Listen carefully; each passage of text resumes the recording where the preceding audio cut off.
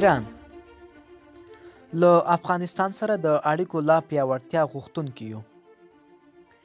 ایرانی چارواکي وایي د ایران او افغانستان د حکومتونو ترمنځ باید اړیکې پیاوړې شي. د ایران د بهرنیو چارو وزارت یوه ځانګړې پلاوی په کابل کې د ملي امنیت له سلاکار حمدالله محب سره کتلې دي. دغه پلاوی ویلي چې ایران په افغانستان کې د دایمي سولې او ثبات غوښتونکی دی او د دې ملاتړ کوي چې دلته روانه جګړه د افغانانو ترمنځ د خبرو له لارې حل شي.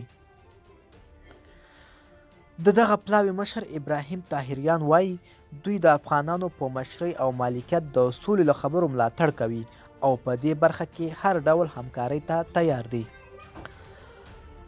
حمدالله محب هم په دې لیدنه کې ویلي چې د سولې په برخه کې د سیمې د هیوادونو همکارۍ مهمه ده او ایران ته پکار ده چې له دې پروسې خپل ملاتړ ته ادامه ورکړي. دا و زموږ راپور. د لا ښکلو ویډیوګانو لپاره افغان ټي وي چینل در سره سبسکرایب کړئ.